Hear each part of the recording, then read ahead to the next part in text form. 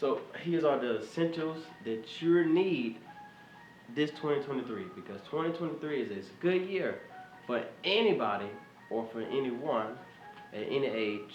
If you're young, older, that's why I should recommend for anybody else, because at this point, what we got going on with the inflation skyrocketing and everything else with the SVB, Silicon Valley, everything.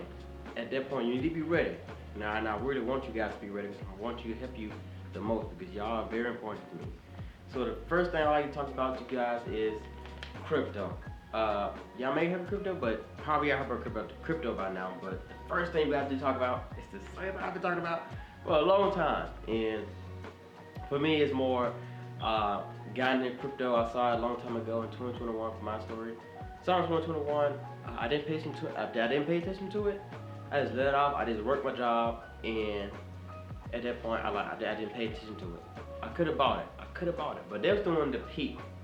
The first thing I saw was Robinhood. That's the only thing I saw on there, and I won't want to get into it. But I just, did my thing and just being a regular consumer, and not just being a regular consumer. So at that point, that's why I felt back then. But now it's time to recognize where I can make some type of income from this, some type of income, liquidity on the side, or make any type of gains from this crypto, and it actually have a purpose towards it. So there's something besides crypto. It's called CBDCs. Now CBDCs is a government stable coin. CBDCs is central bank digital currency by central banks, and they're gonna distribute it out. I don't know how long, like maybe next year most likely. Even other countries is actually releasing their stable coins. So since other countries releasing their stable coins, we need to be ready to be into crypto before that happens. It's essential, because if you don't do it, you might be like, oh, I kind of trust these government bank central bank digital currencies, but it's all a fraud. Number one, central bank digital currencies, they probably gonna make videos or propaganda saying, these currencies can make you safe. They can benefit you in some way. Only thing you got to do is go through us and we make the payment transaction. They got full control. You have no privacy, not at all, to what you buy, purchase, anything at this point. So that's why, they trying to do that, because they want full control of it. So at that point, there's no really running from it. So, but there's always a crypto to go back on, and not to be relying on the government for whatever they got going on. So that's the main point. Now the second point is about why this all happening, because the dollar is garbage. They're just saying what it is. Dollar is garbage. Dollar's been losing value, and it still is losing value to this day, since Nick had dropped the dollar off the gold standard. So that's why it was going on. You haven't know. Besides that point, I've also got another thing I want you guys to do before even buying any crypto at all. Is to get yourself a hardware wallet, and you can get yourself a MetaMask, or write it down. By the way, take some notes on what I'm going to say. Get yourself a MetaMask, or get yourself a Trust wallet. I like Trust wallet. I think one's called Everder. I'm not sure on that one, but the Trust wallet I know for sure is a little bit better than MetaMask in my opinion. It's all my opinion, of course, since I'm already in the game. This whole thing is about my experience and what y'all can do, and this same steps I'm taking to make big gains, to make a sufficient amount of gains next year, and when the bull run come around. And I'm not sure, but I know it's kind of affecting y'all right now. I just want y'all to be ready. So after that, I have another point when I come across, because after you buy your hardware wallet, and that would be the thing I would like to talk about. That would be mostly do your research. Do your research before you buy any cryptocurrency. I don't want y'all to buy no S coins. Some new project that just came out. Because you heard on Twitter, somebody saying, hashtag this coin is gonna probably be the best next year. Whatever else. Don't listen to that. Please don't, because you can look at it, but realize what is the project doing and what's its use cases. So just do that. Just pretty good does that. And don't listen to me. You can't listen to me about what not to invest into. I'm not a financial advisor, of course. And also, I say listen to other people. Listen to other people about what they say about the project and how good it is, or whatever else. If you want some information, listen to the leaders. for when you're doing your research on this stuff, and look and make sure you have your strategies for your investments. Have strategies. Make sure are you DCAing? Are you trying to buy all oats, no Bitcoin or whatever else? You can put all your money down on oats. If you want to, you can. That is, it is something you want to do. This is something I want to come across again is I'm not a crypto channel wise. I do like to talk about crypto, but that's our other YouTubers for crypto you want to get your information from, and that's probably going to be one I watch personally is Corn Bureau, Digital Asset News, Benjamin Cowan. I watch those three, reputable, and they bring good information about your knowledge of what's going on within the market. And follow them on Twitter can also bring you up to date to what's going on currently in the market or whatever else. If you're into finances or you want to be up to date like I am, just to be up there. Stock market is it's kind of difficult for me to get into because stock market, that's the first one I looked up when I first got into this journey of investing in general. So in general, after a while of investing, did my research on just reading books, countless books on investing and looking up people. I guess for me it was more of doing the research on stock market because the stock market is very influenced. There's many factors when it comes to stock market being influenced about micro factors about what the company does or what's going on in the market, what the company buys or whatever else. That's what I mean because it's so hard because the stock market is really correlated to what's going on, out here in general. So that's really what's going on. Crypto is a little bit different. It's more on, what the stock market can do sometimes. But it's something like I said, you have to do your research on. So at that point, when you do invest in the stock market, there are things you need to know about. Okay, first the markets. What do I need to invest into? Which I'm not a financial advisor, but what kind of stock market exchange do I need to go into? There's multiple ones you can go to. I'm gonna list a couple, but anyone that's in different other countries, I want you to know. There's one I'm gonna have a link in the description box for all of them, and there's gonna be one called London Stock Exchange. There's one from my guys in London or UK. I have another one from Japan, and that one specifically, I really want to find that one because that one there's a couple stocks I want to buy in Japan, just to have that one on their portfolio. Different account, of course. So buy some stocks in Japan. They got a JPX. There's another one which I personally use. It's Fidelity.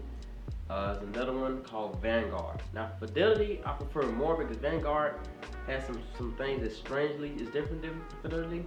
But Fidelity have more than 40 million users, of course, and they got the prompt is a little bit difficult. So anyone that's first starting out, the only thing I want you guys to do is to just literally just make a Fidelity account, make a retirement account, make a individual account. That's it. I mean, if you're like, tomorrow, because I'm not really feeling it today, it don't matter. Just make the account. You should be all right. You have the business, and just make an account, put a bank account on there if you want to, and then at that point you can just look up individual stocks or individual companies or REITs, real estate stocks, anything like that. Just look those up, and I guarantee you kind of feel okay. I kind of know what's going on. Like once you start investing, you really start getting into it because you're like, how it pretty much goes. Now I have another one that's gonna be for the future. Sorry about that, guys. Let's see about the future. Now the future investing. Now I don't know what about you guys. Hopefully I'm gonna ask you guys a question. Do y'all have money in your savings account? If not, there's a problem. If you have money in your retirement account, if not, please put your money in an investment account, please. Now, retirement. We got retirement money. We got savings money. Savings money you should be doing right now, but if you don't know how to do it or how much to save, I have a plan for you. And the first thing I'm gonna tell you is you always, when you get your first paycheck, you should always invest in yourself first. There's a book called The Richest Man in Babylon. I really want you guys to read that. There's some other books I can link in the description box for you, or I can recommend for finances if I want to read and really get what does a investor get in, how does this stuff work. It's just about some finance books. I might put them in the description box, but that Babylon one, I'm just gonna type it out for you, or I'll just let you know. I'll just let you know it's on Amazon or any other shops. But always invest in yourself first. Okay. Now the step I'm going to talk about how you can save money, but also have some spending money for your bills or whatever else. So investment money, spending money, and savings money. Now this is called the 75, 15, 10% rule. So 15% is going to be inside your investment account. So sometime when you get your paycheck, whatever it might be, and I hope you guys have a full-time job.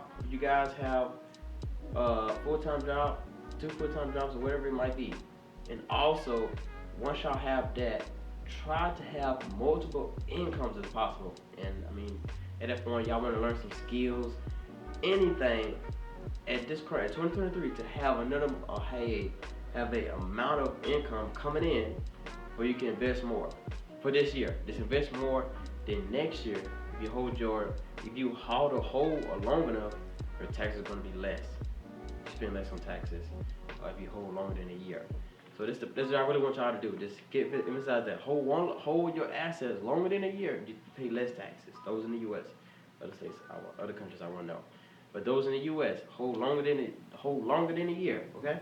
Now we have 75, 15% rule. The 10%, you're gonna need to save the 10% from your check. So whatever you might spend, maybe you got like $1,000 check.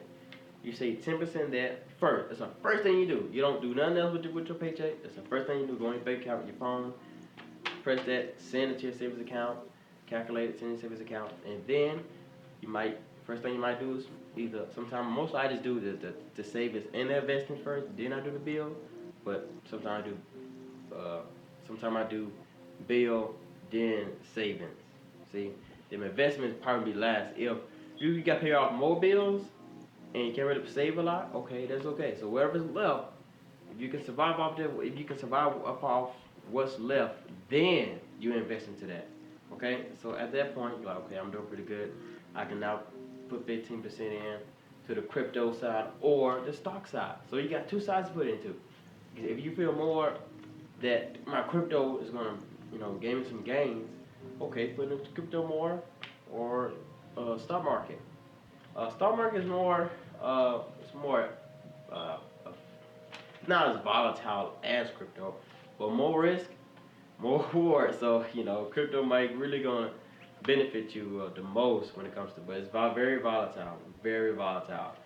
But there's all more things I want to talk about. And when it comes down to the investing for the future, of course, we have retirement accounts. Now, retirement accounts, I'll put this down, of course. Retirement accounts is something that a lot of people don't talk about, that I've been seeing, or people that, me growing up, a lot of people don't talk about. They don't talk about, retirements in school. Some you may not know. I sure didn't know, from what was going on around me. I almost definitely didn't know. So at this point, I'm like, okay, I did my research on retirement accounts, and it's a big shocker because I usually thought for myself, my story, I thought 401ks were like the best way to retire. I just depend on my job to get a 401k and everything else. But I mean, that's okay if you want to have, be in your job for how long, But there's a difference between a 401k, a traditional 401k, and a RIA, individual retirement account. And there's another thing called Roth RIA, or Roth 401k, sorry about that, Roth 401k. So we got first one thing I'm going to talk about is the RIA. RIA is an individual retirement account.